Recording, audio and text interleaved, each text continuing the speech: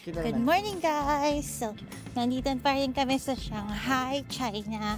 This is our second day here. Tanghali na kami. Alas 12 na ng tanghali. Medyo tanghali talaga kami gumising kasi para makapahinga kami from yesterday's stress and pagod. Pero, lalo kaming tinanghali kasi ayaw na naman gumana ng mga internet namin. Hindi kami makakalabas pag wala kaming navigation kasi doon kami nagna-navigate sa internet. So ngayon, pupunta naman kami sa bus stop para sumakay ng bus. Daddy, may 149 pa oh. Oo ano, wala sa sa app. So masakay naman kami ng bus. Try namin din sumakay ng bus gamit yung Alipay. Papakita namin sa inyo kung paano gamitin later. Tapos punta kami ngayon kasi sa Gukon Park, which is about an hour and a half travel from here. Titingnan namin kung may makita kaming cherry blossom. So yun muna guys. Update you later. Bye-bye!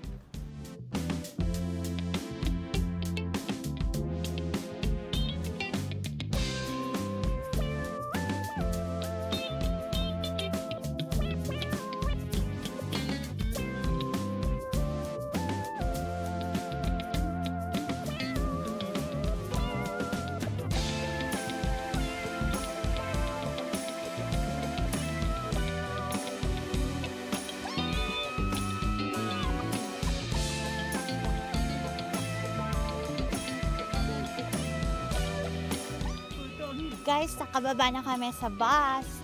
Yung Alipay lang namin, yung pinaka-ticket namin sa bus. Tapos, ang pamasahe doon, 2 lang. 2 yuan. So, mura, di ba? That's 18 pesos. 18 pesos lang yan sa atin.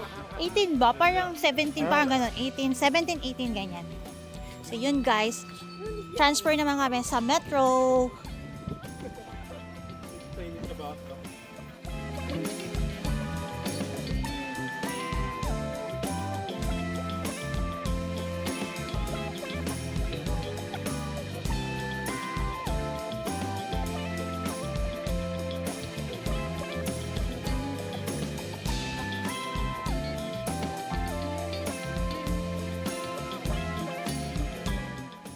Ano sabi natin? Ewan ko sa'yo. Hello guys. So dito na kami sa Gukon Park. So, wait, mamaya kasi mag-vlog pag may cherry blossom na. wait lang. Pag cherry blossom dito. Andito na kasi, maganda kasi yung view. Ito, tingnan nyo. Yung view, ayan, oh. Kasi magulo to kasama ko eh. Ayan. Yan, nagaganda na yung view. Ayan na. Malapit na kami sa magandang view. So, ito na yata yung pupuntahan talaga namin. May park ba tayo mismo pupuntahan? Oh, yung Gukon Park. Lakaran pa lang to. Yan oh. Look at that. O, di ba? Video na rin, di ba? O, di ba? Ang cute. Ang cute dito. So, ito na yung pinunta namin ng spring. Ito lagi yung hinahanap namin tuwing spring. Ang cherry blossom.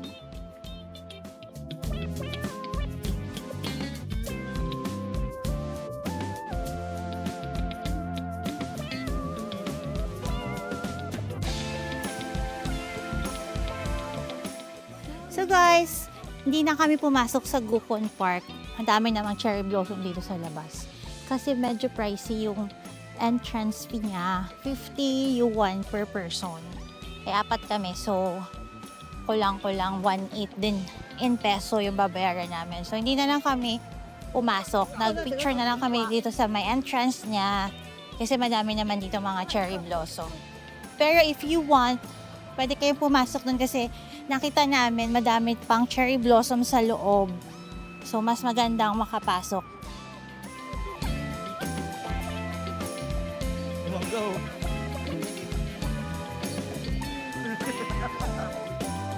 Okay ba natin?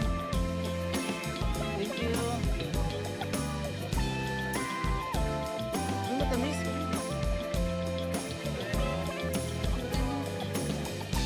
How much for that? Sarap yan. 20 yuan? 20 RMB? Ganda. Yuan. Saan? Enjoy pa talaga. Siyempre, sabi mo, cute eh. Bastos dito.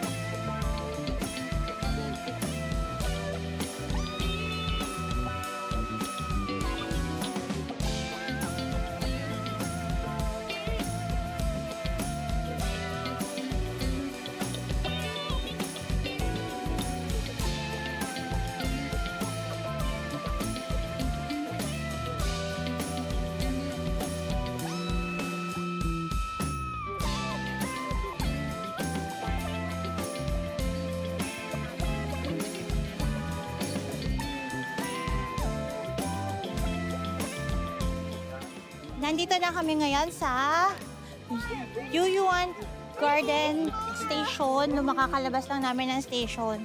Tapos ito yung mga makakita nyo dito. It's like an old Chinatown. Pero nasa China naman talaga. Yeah, dito And tayo. then parang mga temple.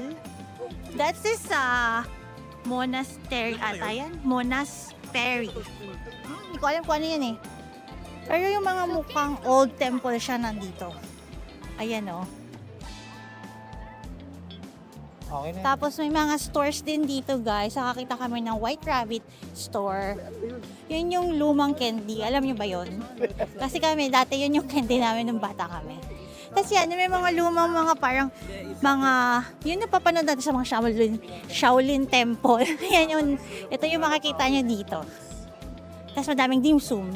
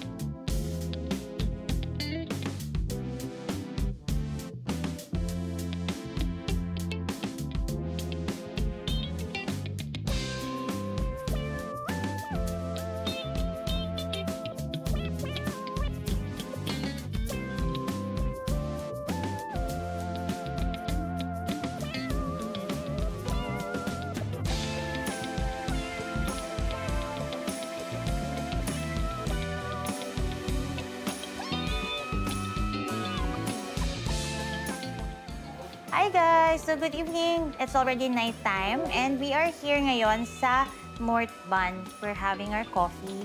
Nasa last stop na. Going back na kami sa hotel after this. So after namin sa U Garden kanina, we took a DD. Tapos nagpahatid kami dito sa North Bund. Nag-picture taking lang kami and take some videos dun sa mga tower at saka yung mga view dito. And then, we decided to have our coffee. Ang gusto sana namin na coffee is yung Manor Coffee na merong view nung The Bund. However, naligaw kami kasi yung mga posts sa Google, iba yung mga address. Yung isa tinuturo kami sa Raffles, yung isa naman doon sa SMP, nasa tawid lang ng North Bund. So wala doon yung mga manor na may view. So take note on that. Dito lang siya makikita sa sa North Bund lang siya mismo. Along the shore lang din. Yung parang baywalk dito. Makikita niyo yung malaking ship sa may dulo lang nun. Ando doon yung Manor Coffee. Nandito kami ngayon. At least nakita namin siya. And ang address nito is ipa-flash ko na lang kung ano yung address nito kasi hindi ko natandaan. Tapos we took some photos dun sa The Bund. I'm gonna show you one of Kurt's photos. Ayan o. Diba? Ang ganda. That's how nice yung view dito. Lalo na pag gabi, maganda dito. And eto na yung mga coffee namin dumating na. Mura lang guys yung Manor Coffee. In fairness, we only paid 80 yuan. So 80 yuan parang nasa lang yun. 640? 8 times 8, nasa 600 plus. 600 to 700. Mas mahal pa yung Starbucks namin sa Pilipinas. So, yun lang guys. Update namin kayo kung masarap yung kape dito. Pero for now, we will end this vlog dito sa Manor Coffee. Thank you for watching our Day 2 in Shanghai. And don't forget to like, share, and subscribe to our channel and follow us on our social media accounts. This is Kurt Ashing Adventures, where adventure never ends. See you in the next adventure. Goodbye!